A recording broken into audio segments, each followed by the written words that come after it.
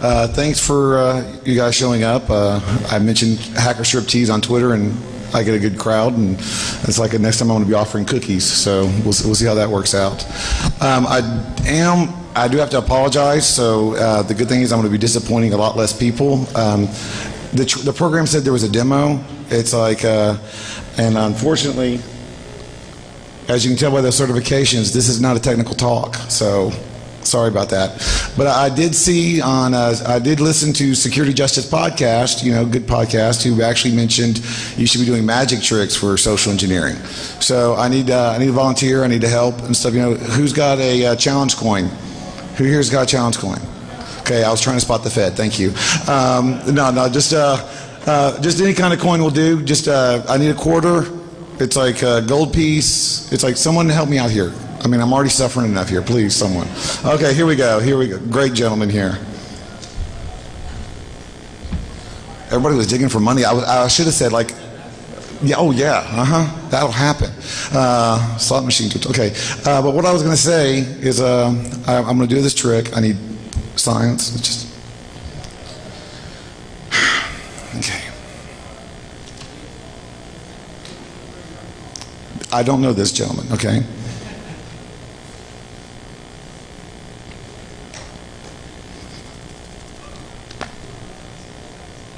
Wait for it.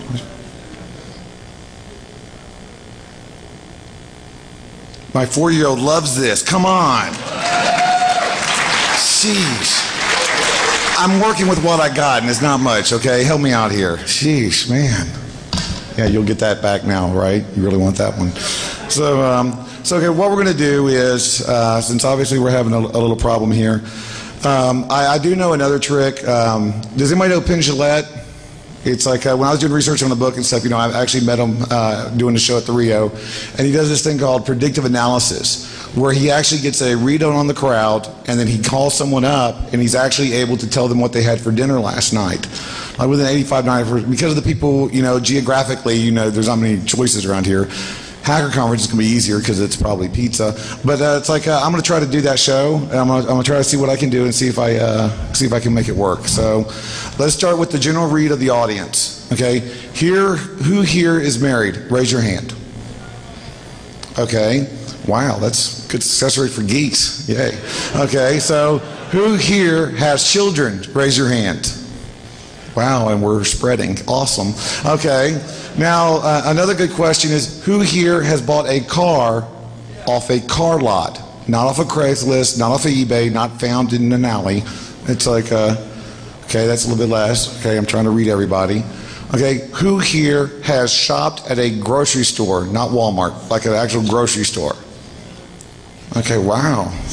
Walmart's not totally taking over. That's good. Okay, now also let's go to another one. Let's go and ask the one last one. It's like, who here has bought something off the internet? Raise your hand. Okay, dude, you're not even playing. Okay, come on. Because if you haven't bought something off the internet, you're not playing. Okay, it's like I need cooperation from everybody. Okay, thanks a lot for that. Okay, so now I need one volunteer who doesn't mind being a contestant on this little competition. For this little trick thing. So what I'm going to do is I'm going to be able to ask you 5 questions. These questions deal with dietary, social, psychological, geographical, and how old you are, your age. Okay, genealogical, I don't know that really well. I'm not that educated. So here we go. So I'm going to ask this, with these 5 questions, I'm going to ask you what you had for dinner. Now, if I can guess what you had for dinner, guess what? I win.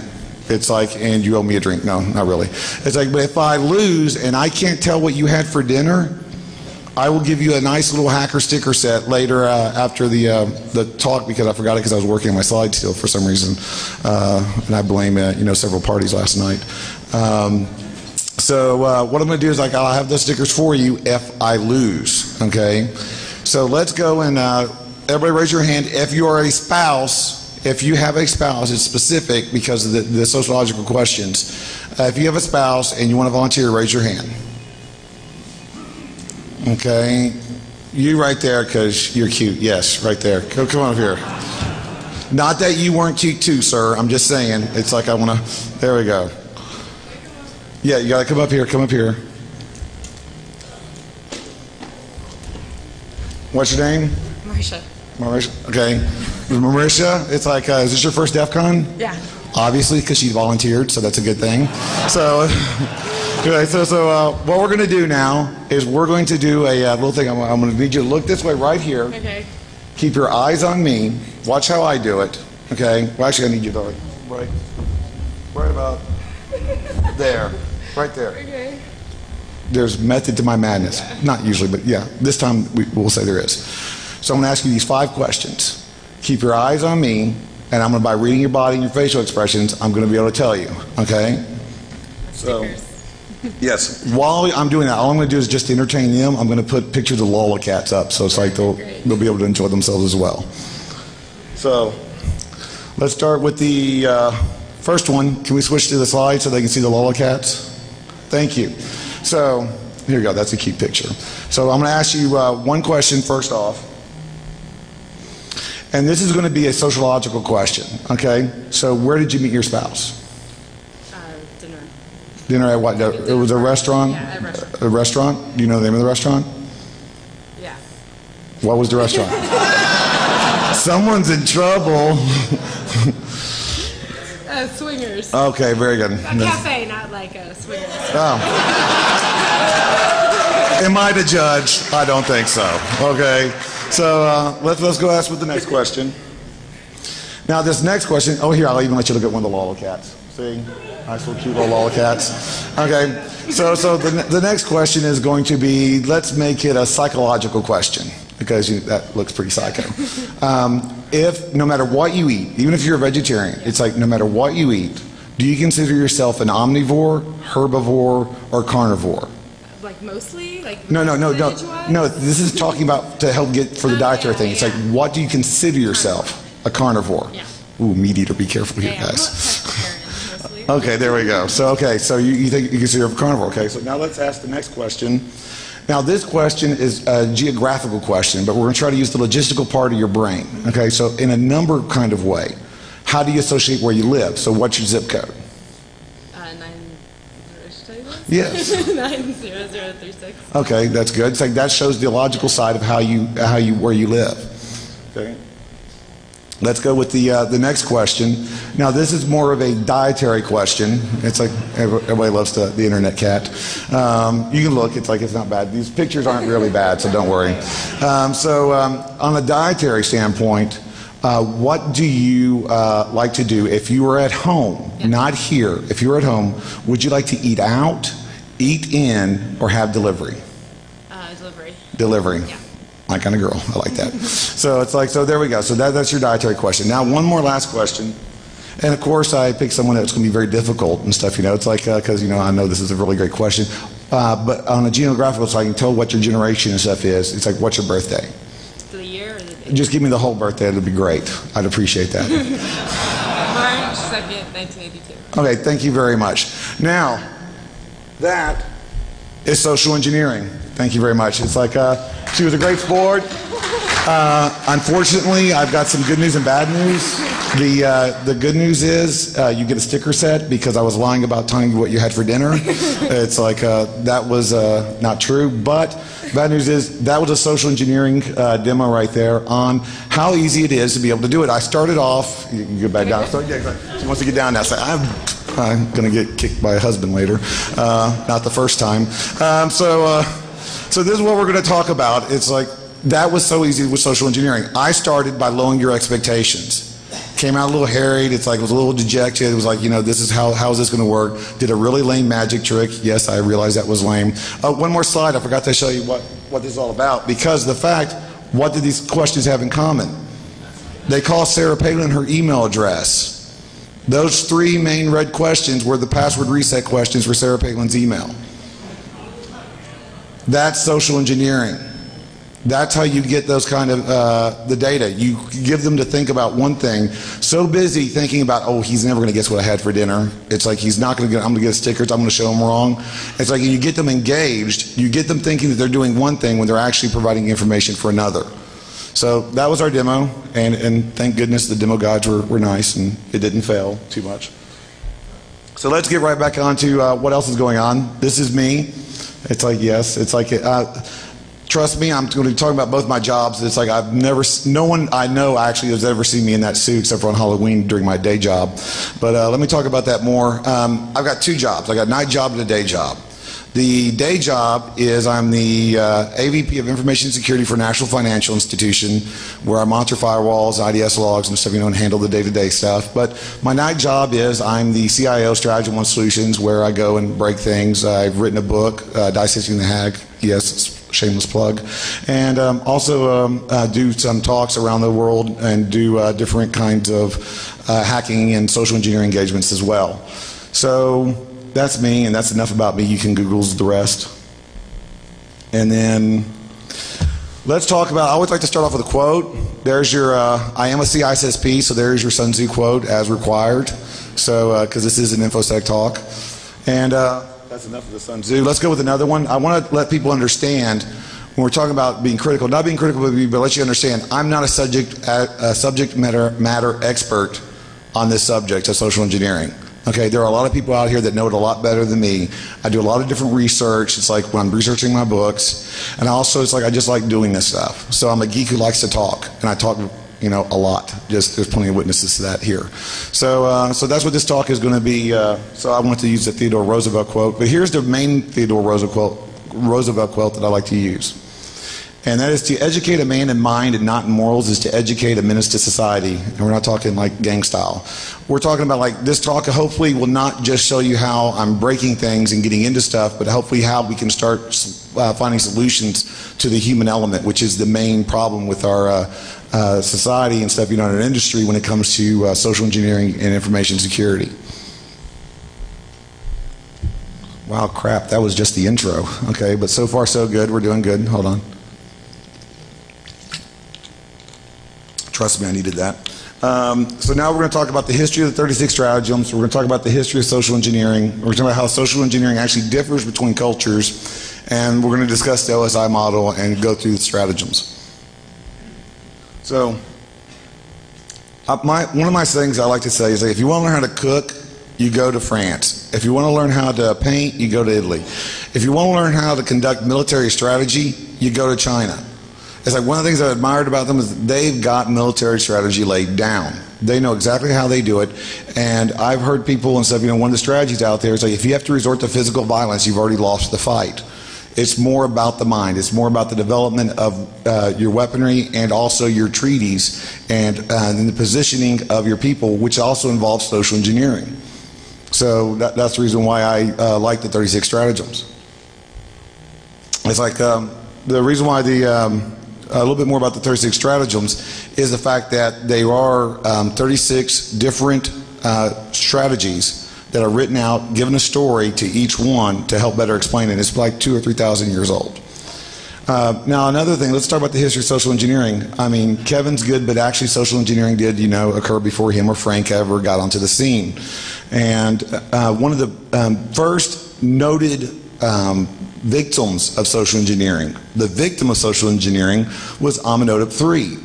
He was socially engineered by the priest of the Amun priest of the royal city at that time period, where they were actually, in theory, just controlling his whole dynasty.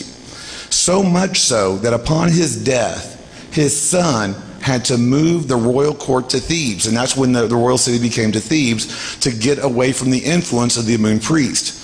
And then he proceeded to wipe out the Amun priest, but that came later. But that exactly, so sometimes there are bad consequences, to social engineering. But that was one of the first victims of social engineering. One of the most well-known social engineering attacks that have ever occurred in history is never credited with a social engineering attack, and that's the Trojan horse. We all know about the Trojan horse, about how it's, it's the program and how you're able to do it in computer terms. But do you realize the very first Trojan horse was carried, the social engineer carried it out? His name was Sinon. He actually disfigured himself, physically, cut himself up, made himself look, like near death. I mean, that's called method acting, which I'm not going to go that, hard into. But it's like he actually left himself for dead on the beach as the Greek ships left. And this guy was actually able to convince the people of Troy for, one, don't kill me. It's like, two, oh yeah, the Greeks, I don't like them anymore. We had a falling out, you know, they chopped me up. Hey, they left a horse. Do you want to bring it inside? Okay, that was pretty cool social engineering attack. We talk about the horse, but we don't talk about the person who carried it out. And that was a social engineer of massive proportions. So mad props to him. Another thing is the bards of old Middle Ages. They were social engineers because they weren't just trying to entertain, but they were actually in the employ of feudal lords who would then gather that information. Because who actually went to the inn to listen to the bards? The stable hands, the maids, it's like the guards coming back from the castle wanting to impress the local musical traveler, giving them good intel. And then they would go back and report it. So social engineering has been around a lot longer than an Amiga. So that, actually I don't think Amiga's around anymore, but you understand what I'm saying. It's like social engineering is here to stay. So also another thing is people don't cover very much is who's freaking attacking me while I'm on a freaking presentation, for gosh sakes. That's not nice. Sorry, I didn't end. Okay. That was rude. Okay, so how does social engineering actually differ between the cultures? Okay, well quite simply there is. In Asia, you talk about conformity persuasion. Meaning people don't want to stand out too much, you don't want to like create a disturbance, and you can use that during your social engineering engagement. One of the trust models used very well is in Japan, where you got a trust model which is, I trust you until you give me a reason not to trust you. Social engineering terms, we call that jackpot. It's like, yes, you should trust me till you can't trust me anymore. In Europe, it's authority-based persuasion. In other words, like in the Russian trust model, you're untrusted until you're trusted. Well, that might be a bigger problem, correct? Not really. I'm walking up to the place. It's like, I'm here for the surprise inspection of the server farm. I need to be let in. Sir, you're not on the list. What part of surprise did you not understand? Obviously, you're not in control of the situation if you're not even understanding that I'm supposed to be here today. So why did they let you on this shift? Let me into the server room, and if you're lucky, I won't put you on the report. And that's how you do conformity. That's how you do authority-based. And then don't worry, I always put them on the report. I was just lying. I will put them on there. And that's how you do when you're dealing with like European, it's like you're dealing with authority-based persuasion. And North America, it's need-based persuasion, which is really cool because you got to be polite. I was actually asked to do this demonstration, social engineering demonstration, in a secured location. I can't tell even what city it was in. It wasn't like a main one. It was just, but it dealt with financial stuff. And instead of going, you know, through the bulletproof glass and the man trap and the armed guard and the metal detector and the x-ray, I just hang out by the employee entrance and waited for my target, which was a guy being followed by a girl. And so I go in and insert myself in between the guy, he opens up the door, and I hold the door open for her. I am a gentleman after all. And then I followed in right behind her. It's like, those are the kinds of things that we do a lot in North America. It's like you'll question people, but what happens when I roll up in a wheelchair with 4 boxes on my lap and ask you to let me in? Are you going to be that a-hole that's not going to let me in the door? No. Should you be? Yes, you should. But we want to be polite more than we want to be secure. And that's one of the biggest problems that we manipulate here in North America. In South America, it's like reciprocation-based conformity. What I do with that persuasion, what I do with that is I go like, hey, you know what? I'll put you on the report, show exactly how well you did. You help me out here. You make my report look good, I'll make sure you look good. It's like, and I don't lie there either. It's like I do put them on the report, okay, when they let me into the server room because they want to look like they're doing a good job. So I do appreciate that. Now, why are we having to do these things? Why are we talking about social engineering so much lately? It's like, well, quite frankly, it's because of the fact that there's a new OSI model in town, okay? This whole 7-layer thing is gone. It's like 1 through 6 is busted. I mean, okay, yes, I will admit we still have SQL Slammer going out on the internet for some strange freaking reason, okay?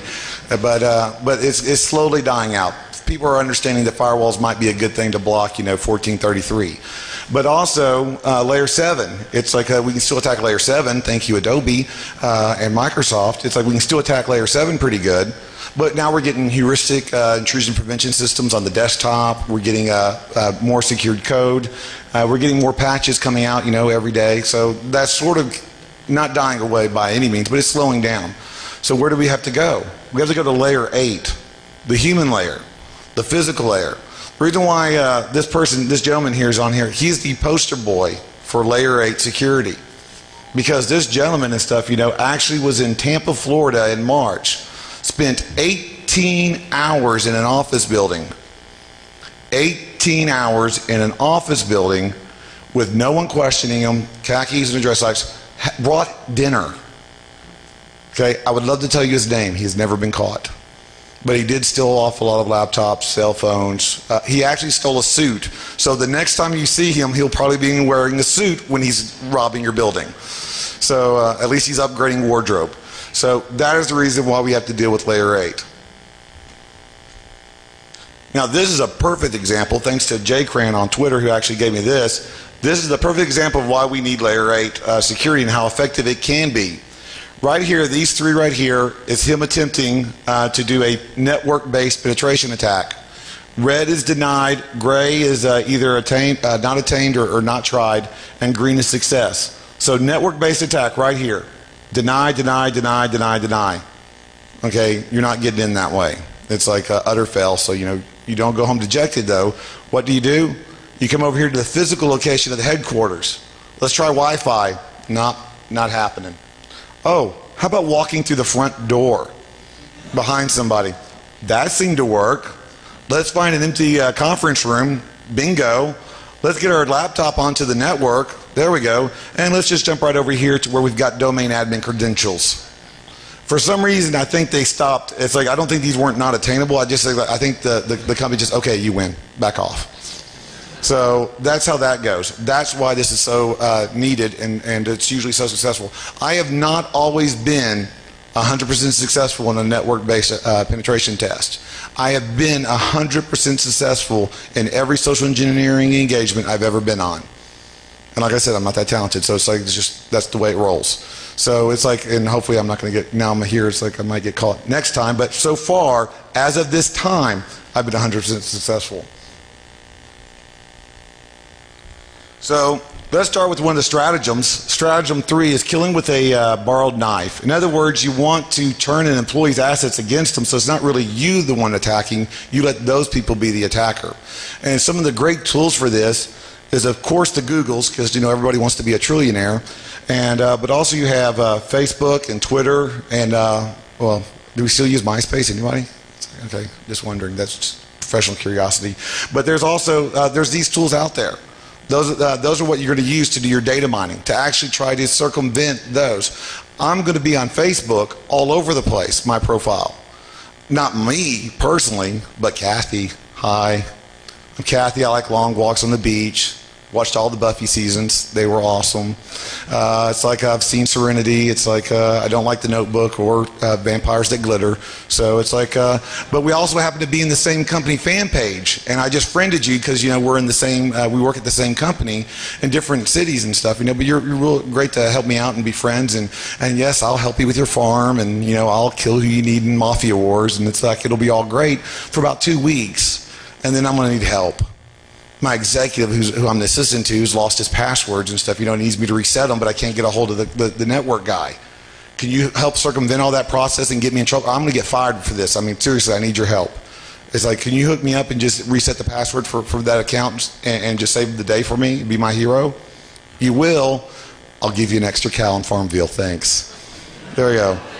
And that's how you use the employee. But how else do you do it? How else do you do social engineering besides directly manipulating people? Well, it's also good for doing intel. There's a lot of good choices. Thanks to a couple other people, it's like I'm not going to drop docs on Adam Savage like I planned because I Can Stalk You is a much better website for that now. It's like, but also we also have Evil, which actually shows the Facebook phone numbers, people that post their actual phone numbers on Facebook. all one-stop shopping for phone numbers there. Please rob me, an oldie but a goodie. It's like, and this I can stalk you. Actually, when you take an iPhone picture and it still has geodata in it, they're nice enough to tell you exactly where you're located, and then put it on the internet for everybody to see. That's where the whole stalking thing comes in. And then my favorite is just the old Twitter search, headed to. Because I started out this talk when I was thinking about doing this and showing the dangers of Twitters, I decided to go bad. I want to do the most evilest thing that I could think of by using Twitter. What could I do that could be so evil on Twitter? It's like, what could I do? What kind of damage could I do? If I had resources and I had the time and the meanness and, and just, I'm not really a mean guy, but it's like if I was thinking that way, what could I do? Well, I could search my locations. The Twitter app on the BlackBerry is so nice to tell you exactly where you're geographically at the moment. And so I started searching for my loc, and I found this guy. It's like teaching healthcare provider CPR at WAH. The only thing that made this guy different than anybody else was I was wondering what WAH was. It's like, what's WAH? Well, it turns out it's Washington Adventist Hospital, which is right down the street from Walter Reed Hospital. Any feds that know where this is going, I'm a very good guy. This is all hypothetical, and I'm not trying to do anything bad, so please, you got other things on me in your files that you don't need to add this to it. So what I decided to do was like, let me find out more about this Schlichten guy. Now he's got my attention. Now I'm interested.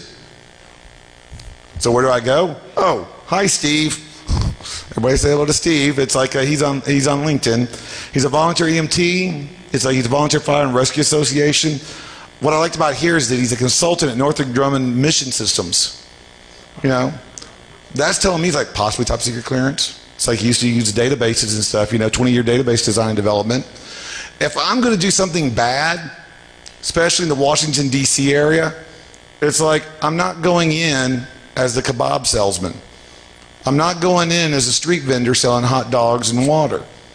I'm going in as a first responder. Why?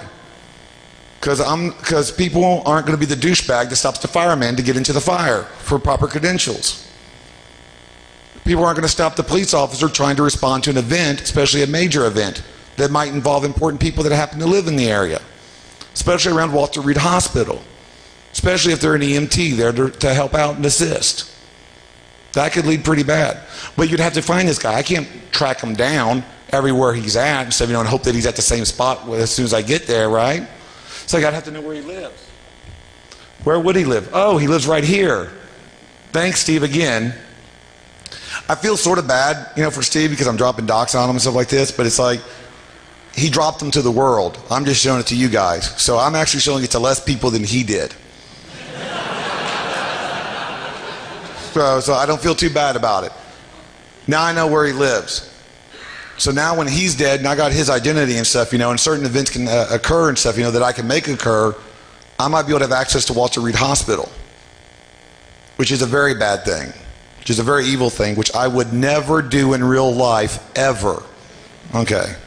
I had to put a disclaimer in there, just because I'm paranoid. So I love LinkedIn. Let's not just pick on the little people, okay? LinkedIn is the Facebook for corporations. I mean, seriously. And they're also a great gold mine. Look right here. We've got Scott, not the popular profiles. I don't care who's popular or not. I mean, I never did in high school because I wasn't. But let's look at these people. We don't care about the marketing and recruiting and placement. Why would they be popular? Because you want to get a job. I'm looking down here. Who got promoted? Who are new hires? Oh, this person 3 months ago. They might have a personal assistant that I'm now their personal assistant. We just started up 3 months ago. We're working on ramping up our new data center, and we're going to need I need you to reset the passwords because they got out of sync because of the RSA token. Can you just reset all the passwords? I'd greatly appreciate it. It's like also another good thing is I graduated from the University of Oklahoma. If this was University of Texas, it's like and was the highest pop percentage. That's where I had come from as well. Bases in Oklahoma City and Tulsa. So if I'm attacking Oklahoma, I'm from the Tulsa office. From the Tulsa office, if I'm attacking Tulsa, I'm coming from the Oklahoma City office. I actually finished a recent social engineering engagement, was able to forge an email, put it on an iPad, and get access to a server room from 2 different searches on Twitter and LinkedIn. I was able to forge an email good enough to put on and get me into a server room, just from the information that I gathered off of this. And I didn't attack the low-level guy. I was attacking someone higher up. It's like the executives are like that. You get CIOs, CEOs. They're susceptible to this kind of attack. And you have to be careful what you publish on LinkedIn and Twitter. So I'm not just picking on the... See, I'm not going to the guy that's just trying to hit on like the users. Everyone wants to say the users are stupid, humans are stupid. No, people are just not educated. That's the issue. Just like this uneducated network administrator who put his diagram on ratemynetworkdiagram.com. He actually put, when he submitted it, IP address and other miscellaneous information has been removed. My supervisors would feel quite unhappy with me if I posted the full version. Even though I did post a full version of SDS network diagram for the Encore Building Synergy Business Park, with also the devices that I'm actually using. Yeah, they're not going to get mad about that being shown at Defcon, I'm sure. Now this next slide, I am totally not BSing you on this one because I honestly did not believe it myself. I had to Google the company because I did not believe this was real. I pinged the IP address to see it. I did DNS stuff, IP lookup on it. This is the actual external IP address of the companies, and there's their internal IP addresses, and there's some of the different firewalls that they're using, the names of the version of the firewall, and their website server, and they're telling us all the internal and external IP addresses. Ouch. That's also what we call jackpot. Okay, that wasn't a user, that was an IT network guy, soon to be an unemployed network IT guy. It's freely accessible on ratemynetworkdiagram.com, which has got to be one of the best social engineering network resources that I've ever had. Okay. Yes, that was the same place. Yes. Oh, just goes and please, guys, I don't want y'all to be malicious. Please rate their diagram. I mean, be fair. All right. It's like, so make sure you do that. Now let's go to one of the other stratagems. This is the stratagems to scheme with beauties. And basically it's going to be talking about how we're dealing with online versus in real life social engineering engagements and the problems people with a voice like mine have. Yes, not just visual, but audio.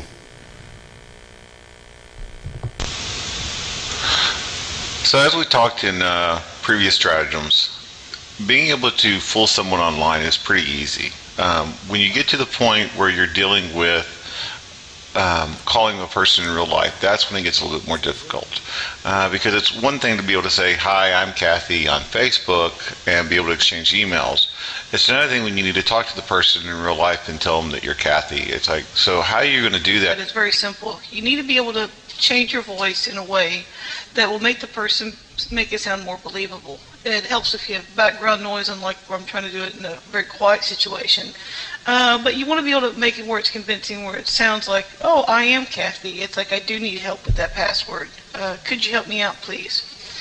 So that's one of the main things when you're dealing with doing social engineering. In real life, you're going to want to have the ability to be able to change your voice, or have someone, an employee that can impersonate a female or be a female, or an older person, or the target you're trying to choose. It's like if you want to go after someone that's an executive, the World of Warcraft headset's really good with being an old person, maybe a little bit too convincing, because I don't know if you're going to be this old to sound like this. It's how I'm supposed to be working. You could maybe pull off as the owner of the company, or the CEO, or something like that. Maybe a little too old.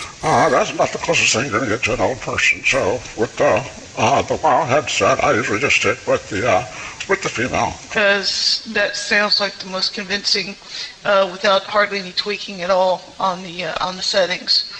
So hopefully you like that. It's like hopefully this helps show you some of the things. And this is just one headset with preset voices.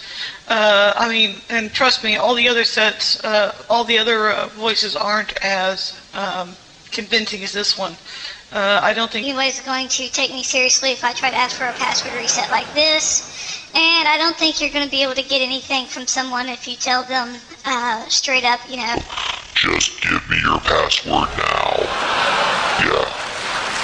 I don't think that's going to work. So you want it to be creative. It's like there's other voice changers out there. This is just one, and it's just it was just a find, and that's one of the things I liked about it. It was just by accident that says, oh, this could be used for social engineering. It's like there's other devices that I'm sure are much more sophisticated that do the same thing. So please remember, it's like if it's on line and stuff, you know, you can't trust who you're talking to online. One of the things I said in my book, you know, it's like guys are guys, girls are guys, and 14-year-olds are FBI agents. That's the internet. But also now, and more you'll see in real life, you can't trust the other person on the other end of the phone line for the same reason. And there we go. Let's go on this. Thank you. Let's go to our next stratagem. I'm like so over time right now, they're going to be dragging me off in about 10 minutes. Our next stratagem is luring a tiger from its lair in the mountain. You wait for the worker to take his network to you.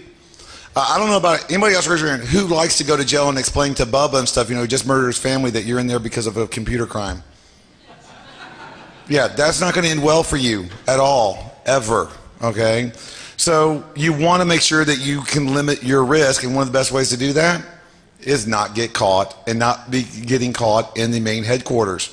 So where do you go? You go within a 2-mile radius of the major Starbucks, Panera Bread, you know, place where you can actually do still access their network.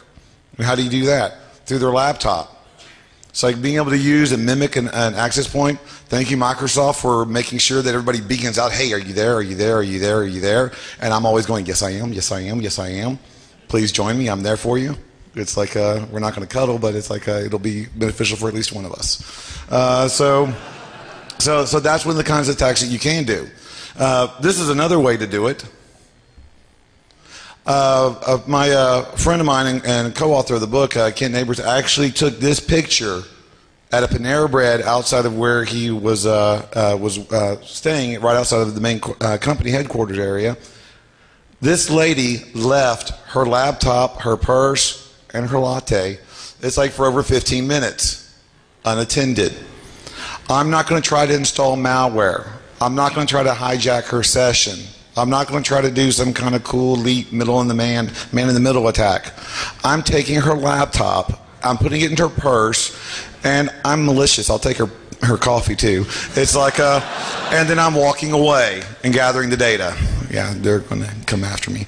So that's one of the problems with when we're talking about wireless security. It's just physical and also from the network base. Now let's go and talk with tossing out a brick to get a jade. It's like, which one is the scariest picture in there? Out of all those pictures, which is the scariest? It's the middle one, because that's the one you're going to put in your computer. And I like USB drives, I like personal devices. This is a picture of me right there. Again, and trust me, it's not that I like that picture, believe me. But guess what I'm wearing under that nice suit? That's my Vest of Doom. I call it the Vest of Doom because I think it sounds cool and I'm reliving my childhood. But it's like, that's the name and I'm keeping it, okay? What can I do in the Vest of Doom? Well, here's the part where we come to the hacker striptease. Gotta get the mood right.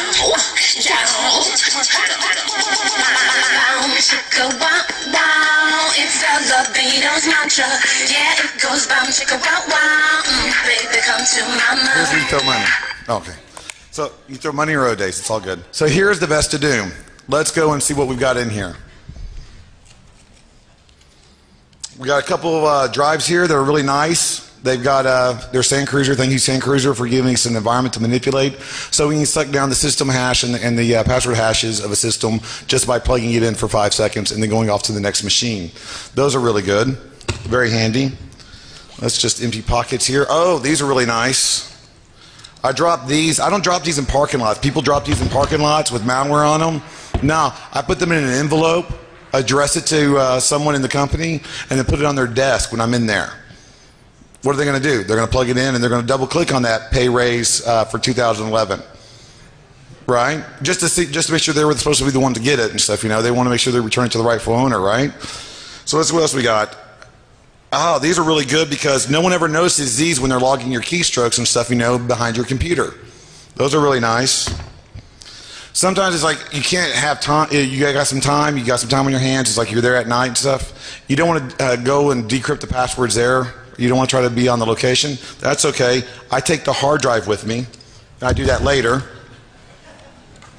Sometimes I want the system to still be on, but I still want to be able to attack it and stuff, so nice little USB wireless devices that I can connect and bridge, and then I'm just, you know, hacking from the convenience of my car, jamming out. It's got air conditioning, it's good. And let's see here. Also, if I want to record a phone conversation, try to manipulate or actually just leave one at someone's desk while they're talking, try to get some incriminating evidence there. If I want to do forensics on the machine, that always helps to have something available for that. Let's see, button, who's got the button? Here we go. Network crossover cable. If you have USB rights and you think, oh, we're protected because we're protecting USB rights, I'll just join the network directly to the other machine and then download the files that way. And then here we've got some hard drives. I like this because this is the rainbow tables, so I can do some little password cracking right there. Don't worry, I do have a permit. It's all good. Here's just loaded with malware. This is just all different kinds because I might want to, you know, get a custom one out there on network, so I get to choose. And I want to be able to compromise and take that data. So it's like I always carry at least, you know, 1 or 2 terabyte hard drives with me that are the same size because you want to be able to back up the data. What am I going to manipulate with that? How am I going to manipulate all that data? How am I going to crack? How am I going to do that? Well, I do it this way. This helps. 40 gig hard drive, 1 gigahertz processor, 1 gig of RAM, running Backtrack 4. Thank you, Teton, who helped me out with that. It's like just plug that in right here. Network jack. I'm good to go. I'm doing a wiretap on your network, backing it up to a 1 terabyte hard drive. I can get some password hashes off of that, I think, especially if it's duct tape underneath the desk. Here's another one because this is one of my newer toys. It's like this is not mine, of course. Someone else used this one to jailbreak. It's like the reason why I like this because Metasploit, thank you HD, who was able actually to, I was actually on an engagement breaking into a network gateway and from here. So everybody's walking past me and I'm just like, you know, trying to guess the password to an SSH channel. And the manager actually comes up to me, so how are you liking your stay? Oh, I'm loving it. I'm having a great time. It's like, is that the new iPad? I said, yes. It's like, it does a lot of cool things, and closed out that, showed him the pictures, showed him the videos, didn't show him me breaking his network, and it was all nice and fun on that. So those are some of the things that you can get, and those are some of the things that are available. It's like, it's just that easy to bring into it. I actually brought that into a secured location one time, which now I'm banned from, because they don't like people carrying small little USB devices on their person. This is my favorite.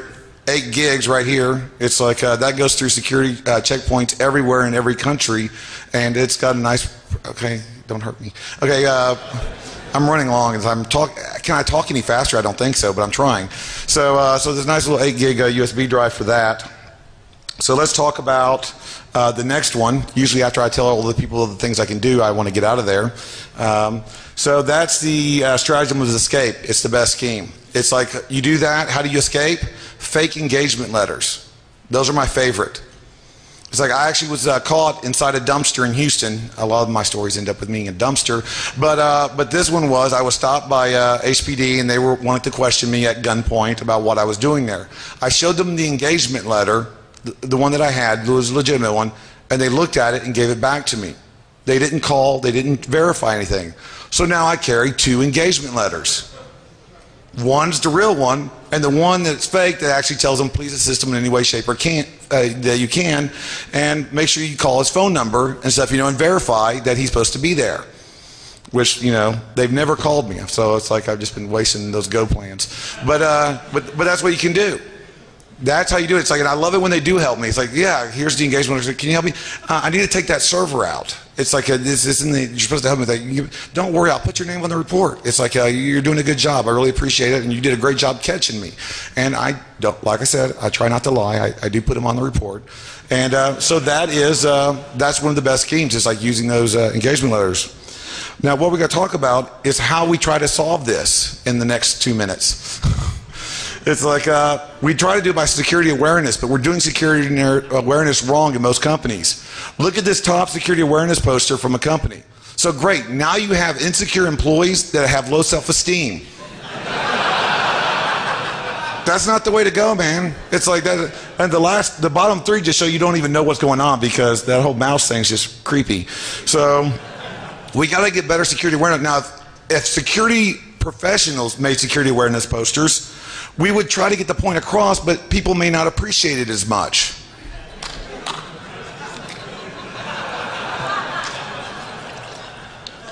Now, our problem is we're also too technical. So sometimes we use terms and we try to put it in ways that we think are self-explanatory, but users may not know. You can't be so out there that they don't understand what exactly is going on. Some of them did. Others are going to be Googling later. That's awesome. Google Spanish Inquisition. Okay. Now, so what you have to do is you have to get one targeted specifically to your company so your people understand it.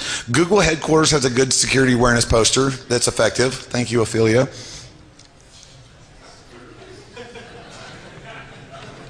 Sorry for all the Google guys in here.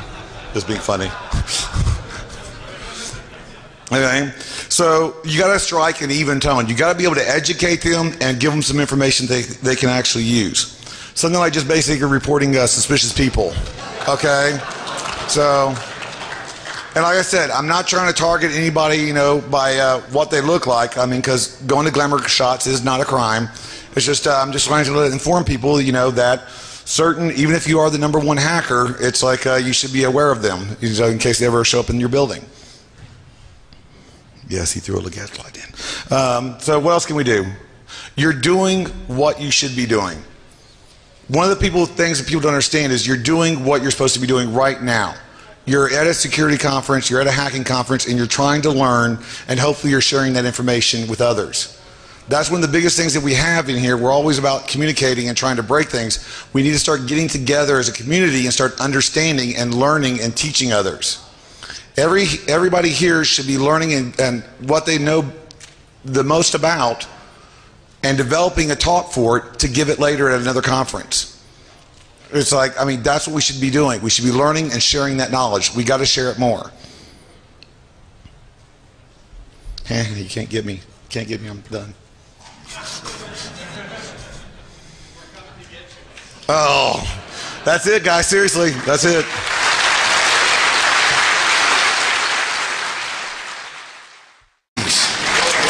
I'm working with what I got, and it's not much, okay? Help me out here. Sheesh, man. Yeah, you'll get that back now, right? You really want that one. So okay, what we're going to do is, since obviously we're having a little problem here, I do know another trick. Does anybody know Penn Jillette? It's like when I was doing research on the book and stuff, you know, I actually met him doing the show at the Rio, and he does this thing called predictive analysis, where he actually gets a read on the crowd, and then he calls someone up, and he's actually able to tell them what they had for dinner last night. Like within 85, because of the people, you know, geographically, you know, there's not many choices around here. Hacker conference is going to be easier because it's probably pizza. But it's like I'm going to try to do that show, and I'm going to try to see what I can do and see if I can make it work. So let's start with the general read of the audience. Okay, who here is married? Raise your hand. Okay, wow, that's good success rate for geeks. Yay. Okay, so who here has children? Raise your hand. Wow, and we're spreading. Awesome. Okay. Now, another good question is, who here has bought a car off a car lot? Not off a Craigslist, not off of eBay, not found in an alley. It's like, okay, that's a little bit less. Okay, I'm trying to read everybody. Okay, who here has shopped at a grocery store, not Walmart, like an actual grocery store? Okay, wow. Walmart's not totally taking over. That's good. Okay, now also let's go to another one. Let's go and ask the one last one. Is like, who here has bought something off the internet? Raise your hand. Okay, dude, you're not even playing. Okay, come on. Because if you haven't bought something off the internet, okay. Marisha, it's like, is this your first Defcon? Yeah. Obviously, because she volunteered, so that's a good thing. So, okay, so what we're going to do now is we're going to do a little thing. I'm going to need you to look this way right here. Okay. Keep your eyes on me. Watch how I do it. Okay. Well, actually, I need you to right about there, right there. Okay. There's method to my madness. Yeah. Not usually, but yeah, this time we'll say there is. So I'm going to ask you these 5 questions. Keep your eyes on me, and I'm going to, by reading your body and your facial expressions, I'm going to be able to tell you. Okay? So, yes. While I'm doing that, all I'm going to do is just to entertain them. I'm going to put pictures of Lola cats up, so it's like they'll be able to enjoy themselves as well. So, let's start with the first one. Can we switch to the slide so they can see the Lola cats? Thank you. So, here you go. That's a cute picture. So, I'm going to ask you one question first off. And this is going to be a sociological question, okay? So where did you meet your spouse? Dinner. Dinner at what? It was a restaurant? Yeah, at a restaurant. A restaurant? Do you know the name of the restaurant? Yeah. What was the restaurant? Someone's in trouble. Swingers. Okay, very good. A cafe, not like a swingers. Oh. Am I the judge? I don't think so. Okay. So let's go ask with the next question. Now this next question, oh here, I'll even let you look at one of the Lola cats. See? Nice little cute little Lola cats. Okay, so the next question is going to be, let's make it a psychological question. Okay. Thanks for you guys showing up. I mentioned Hacker Striptease on Twitter and I get a good crowd, and it's like next time I'm going to be offering cookies, so we'll see how that works out. I do have to apologize, so the good thing is I'm going to be disappointing a lot less people. The program said there was a demo. It's like, and unfortunately, as you can tell by the certifications, this is not a technical talk, so sorry about that.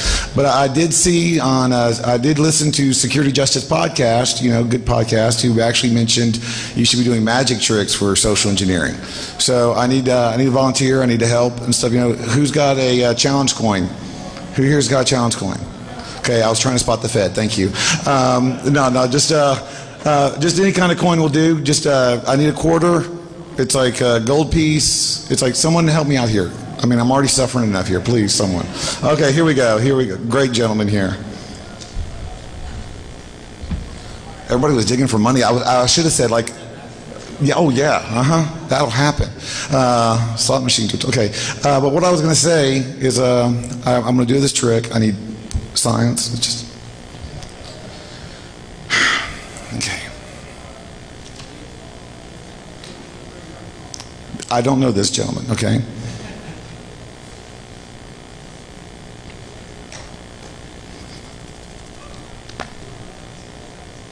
Wait for it.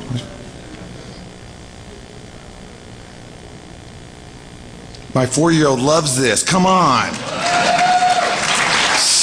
That looks pretty psycho. If no matter what you eat, even if you're a vegetarian, it's like no matter what you eat, do you consider yourself an omnivore, herbivore, or carnivore? Like mostly? Like no. This is talking about to help get for the dietary thing. It's like, what do you consider yourself? A carnivore. Yeah. Ooh, meat eater, be careful here, guys. Okay, there we go. So you think you consider a carnivore. Okay, so now let's ask the next question. Now this question is a geographical question, but we're going to try to use the logistical part of your brain. Okay, so in a number kind of way, how do you associate where you live? So what's your zip code? 90. Yes. 90036. Okay, that's good. It's like that shows the logical side of where you live. Okay. Let's go with the next question. Now this is more of a dietary question. It's like everybody loves the internet cat. You can look. It's like it's not bad. These pictures aren't really bad, so don't worry. On a dietary standpoint, what do you like to do if you were at home? Yeah. Not here. If you were at home, would you like to eat out, eat in, or have delivery? Delivery. Delivery. Yeah. My kind of girl. I like that. So it's like, so there we go. So that's your dietary question. Now one more last question. And of course I picked someone that's going to be very difficult and stuff, it's like, because, I know this is a really great question. But on a geographical, so I can tell what your generation and stuff is, it's like, what's your birthday? The Just give me the whole birthday. That'd be great. I'd appreciate that. March 2nd, 1982. Okay, thank you very much. Now, that is you're not playing, okay? It's like I need cooperation from everybody. Okay, thanks a lot for that. Okay, so now I need one volunteer who doesn't mind being a contestant on this little competition.